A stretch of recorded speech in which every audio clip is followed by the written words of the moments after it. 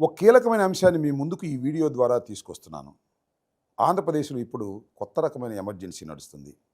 అది అధికారికంగా ప్రకటించిన ఎమర్జెన్సీ కాదు. రాజ్యాంగాన్ని రద్దు చేసిన ఎమర్జెన్సీ కూడా కాదు.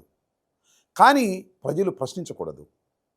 ప్రతిపక్ష కార్యకర్తలు ప్రభుత్వ వైఫల్యాలను బయటపెట్టకూడదు అని పోలీసులను అడ్డం పెట్టుకొని అమలు చేస్తున్న చంద్రబాబు డిజిటల్ ఎమర్జెన్సీ. సోషల్ మీడియాలో వ్యక్తిత్వ హననాన్ని అరికట్టడమే తమ లక్ష్యమని చంద్రబాబు చెబుతున్నారు.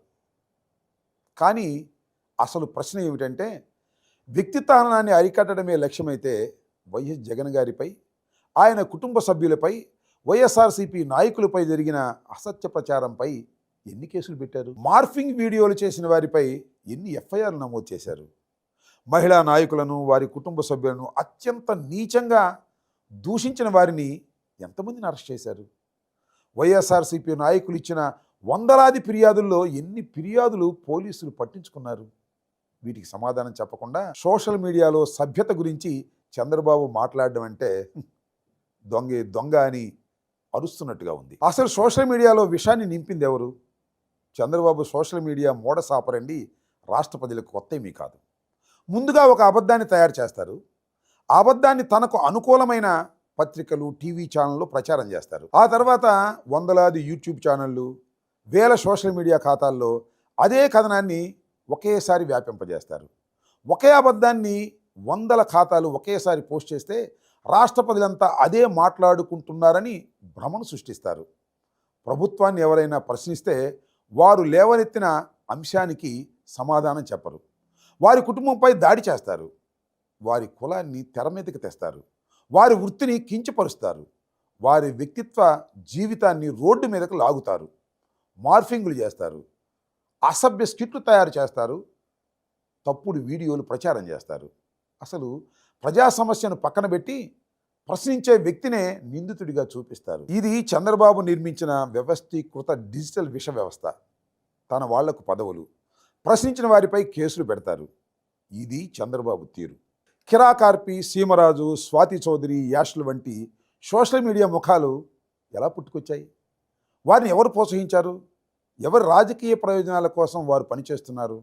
టీడీపీకి అనుకూలంగా సోషల్ మీడియాలో ప్రచారం చేసిన వారిలో పలువురు ప్రభుత్వ పదవులు ఎందుకు ఇస్తున్నారు? ప్రభుత్వానికి నిజంగా పారదర్శకత ఉంటే గత 2 ఏళ్లలో సోషల్ మీడియా నేపథ్యంలో ప్రభుత్వం పదవులు పొందిన వారి జాబితాను విడుదల చేయగలరా? వారికి ఇచ్చిన పదవులేంటి? వారి అర్హతలేంటి? వారి బాధ్యతలేంటి? వారికి ఇస్తున్న జీతాలెంత? నియామక ఉత్తర్వులు ఎక్కడ అన్న వివరాలు ప్రజల ముందు ఉంచగలరా? తమకు అనుకూలంగా పోస్టులు పెట్టిన వారికి ప్రభుత్వ హోదాలు, లక్షల రూపాయల జీతాలు, ప్రభుత్వాన్ని ప్రశ్నిస్తున్న యువకులకి కేసులు, రౌడీ షీట్లు, అర్ధరాత్రి అరెస్టులు. ఇదేగా చంద్రబాబు చేస్తున్నది. కూటమి ప్రభుత్వం ఏర్పడి 2 ఏళ్లు పూర్తయ్యాయి. అభివృద్ధి ఎక్కడా? సంక్షేమం ఎక్కడా? సూపర్ 6, సూపర్ 7 హామీలు ఎక్కడా? ఆడబిడ్డ నిధి ఎప్పుడు వస్తుందని మహిళలు ఎదురు చూస్తున్నారు. నిరుద్యోగ భృతి ఎప్పుడు వస్తుందని యువకులు ఎదురు చూస్తున్నారు. 50 ఏళ్లకే పెన్షన్ ఎప్పుడు వస్తుందని ప్రజలు అడుగుతున్నారు.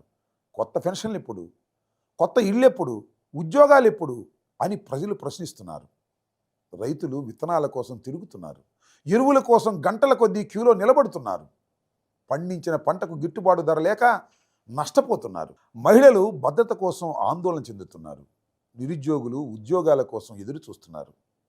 కానీ చంద్రబాబు క్యాబినెట్కి అత్యంత అత్యవసరంగా కనిపిస్తున్న సమస్య ఏమిటంటే సోషల్ మీడియా పోస్టులు. ప్రజల సమస్యలపై పూర్తి స్థాయి దృష్టి పెట్టని ప్రభుత్వం సోషల్ మీడియాపై మాత్రం పూర్తి స్థాయి దృష్టి పెట్టాలని పోలీసులను ఆదేశిస్తుంది. సోషల్ మీడియాపై టాస్క్ ఫోర్సులు, క్యాబినెట్ సబ్ కమిటీలు వేస్తారట. మరి కస్టోడియల్ మరణాలపై సబ్ కమిటీ ఎందుకు వేయరు? పోలీసుల దౌర్జన్యాలపై ఎందుకు వేయరు? అక్రమ నిర్బంధాలపై ఎందుకు వేయరు?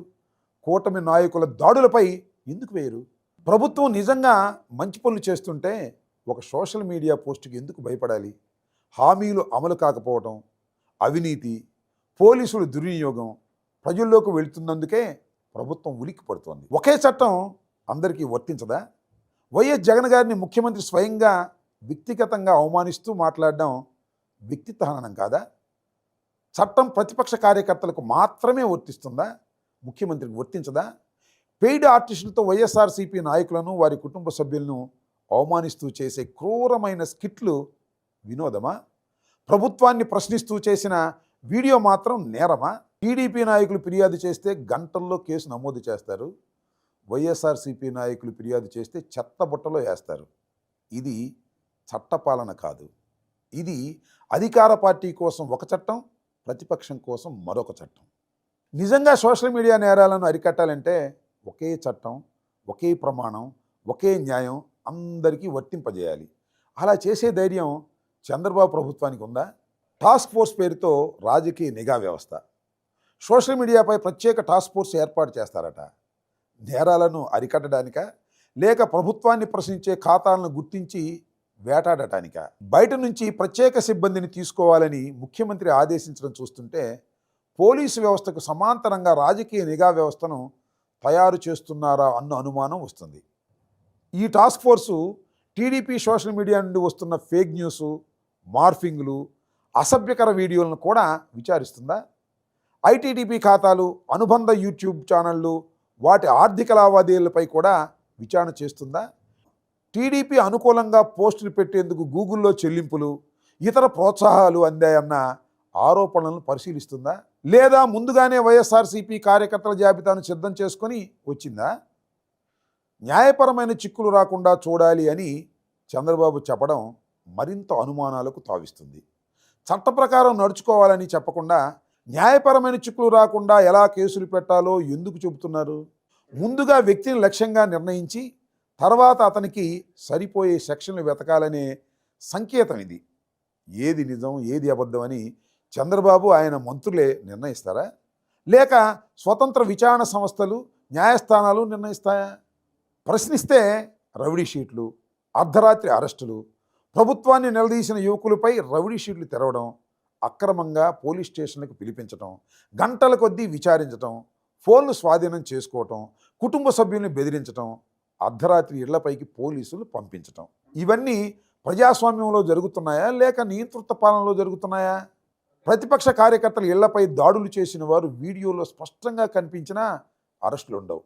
కానీ ఒక పోస్ట్ పెట్టిన యువకుడికి ఇంటికి మాత్రం అర్ధరాత్రి పోలీసులు వెళ్తారు. పోలీసుల పని ప్రజల ప్రాణాలు, ఆస్తులు, హక్కులను కాపాడటం. ముఖ్యమంత్రి, మంత్రులు, కూటమి నాయకులు రాజకీయ ఇమేజ్లను కాపాడటం కాదు. ఒక పోస్టును ఆర్గనైజ్డ్ క్రైమ్గా చూపిస్తారా? ఒక యువకుడు పోస్ట్ పెడితే అతన్ని ఆర్గనైజ్డ్ క్రైమ్కు లింకు చేయడం అత్యంత ప్రమాదకరమైన ధోరణి. ముందుగా నేరం జరిగిందా లేదా అని దర్యాప్తు చేయాలి. కానీ ముందుగానే బెయిల్ రాని సెక్షన్ పెట్టాలని నిర్ణయించడం ఏంటి? న్యాయస్థానం తీర్పు ఇవ్వకముందే ప్రభుత్వం శిక్ష విధిస్తుందా? ప్రధాన మీడియాని మేనేజ్ చేశారు.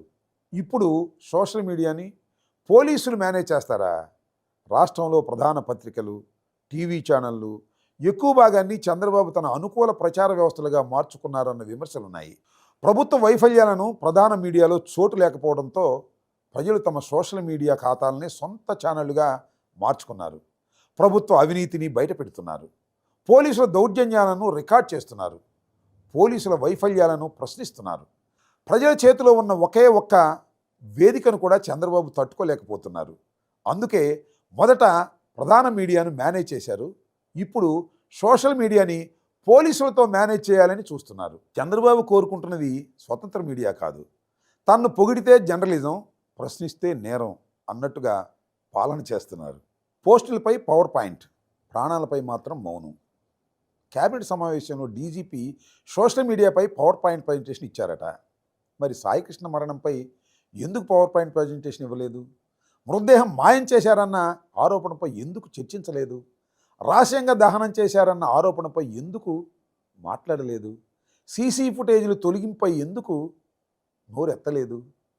తన కుమారుణ్ణి చంపేస్తున్నారని కుటుంబ సభ్యులు, పోలీసులు, ఉన్నతాధికారులకు మొరపెట్టుకున్నా స్పందించని ప్రభుత్వం సోషల్ మీడియా పోస్టులపై మాత్రం అత్యవసర సమావేశాలు పెట్టుకోవటం సిగ్గుచేటు కాదా? క్రాంతి కుమార్ పోలీసుల వేధింపులతో ఆత్మహత్య చేసుకున్నారన్న ఆరోపణపై డీజీపీ ఎందుకు సమగ్ర నివేదిక ఇవ్వలేదు? గంగమ్మ, కళావతి, తిరుపతమ్మ ఘటనలపై కేబినెట్లో ఎందుకు చర్చించలేదు? సోషల్ మీడియా పోస్టుల కంటే మనిషి ప్రాణాలు తక్కువ? కస్టోడియల్ మరణాలపై టాస్క్ ఫోర్స్ లేదు. పోలీసుల దౌర్జన్యాలపై టాస్క్ ఫోర్స్ లేదు. అక్రమ నిర్బంధాలపై టాస్క్ ఫోర్స్ లేదు. కానీ వాటిని ప్రశ్నిస్తున్న ప్రజలపై మాత్రం టాస్క్ ఫోర్స్. ఇది డైవర్షన్ రాజకీయం.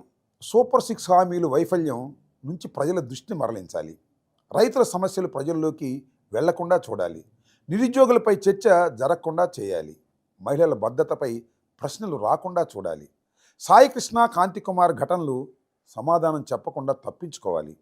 అందుకే ఒకరోజు పవన్ కళ్యాణ్ని ముందు పెడతారు, మరో రోజు మతం పేరుతో వివాదం సృష్టిస్తారు, ఇంకో రోజు రావణ పేరుతో కథ నడుపుతారు, మరో రోజు సోషల్ మీడియా కార్యకర్తలపై కేసులు పెడతారు. ప్రజల సమస్యలకు సమాధానం చెప్పకుండా వివాదాలు సృష్టించడం, ప్రతిపక్షంపై నెట్టడం, పోలీసులతో గొంతులు నొక్కించడం ఇది చంద్రబాబు పాత రాజకీయ పద్ధతి. చంద్రబాబు గారు, మీ అబద్ధాలను ప్రచారం చేయడానికి వందల యూట్యూబ్ ఛానళ్లను సృష్టించుకోవచ్చు, వేల సోషల్ మీడియా ఖాతాలను నడుపుకోవచ్చు. మీకు అనుకూలంగా పనిచేసే వారికి ప్రభుత్వ పదవులు, లక్షల రూపాయలు జీతాలు ఇవ్వవచ్చు. ప్రభుత్వాన్ని ప్రశ్నించిన యువకులపై కేసులు పెట్టవచ్చు, రవిడీ షీట్లు తెరవచ్చు, బెయిల్ రాని సెక్షన్లు వేయవచ్చు, అర్ధరాత్రి అరెస్టులు చేసి కుటుంబాలను భయపెట్టవచ్చు, టాస్క్ ఫోర్సులు వేయవచ్చు, ఫోన్లు స్వాధీనం చేసుకోవచ్చు, ఖాతాలను మూయించవచ్చు. కానీ ప్రజల మనసుల్లో ఉన్న నిజాన్ని తొలగించలేరు. ప్రజలను కొంతకాలం భయపెట్టవచ్చు, కొన్ని గొంతులు తాత్కాలికంగా నొక్కవచ్చు, కానీ ప్రతి గొంతును శాశ్వతంగా మూయించలేరు. సోషల్ మీడియాలో విషాన్ని నింపిన వారే ఇప్పుడు సోషల్ మీడియాను శుద్ధి చేస్తామని చెప్పడం దెయ్యాలు వేదాలు వర్ణించినట్టుగా ఉంది. దొంగే దొంగ దొంగ అని అరుస్తున్నట్టుగా సోషల్ మీడియాలో సభ్యత గురించి చంద్రబాబు మాట్లాడుతున్న తీరును ప్రజలు గమనిస్తున్నారు. ప్రజల గొంతును నొక్కిన ప్రతి ప్రభుత్వానికి చరిత్రలో ఒక తీర్పు వచ్చింది. చంద్రబాబు ప్రభుత్వానికి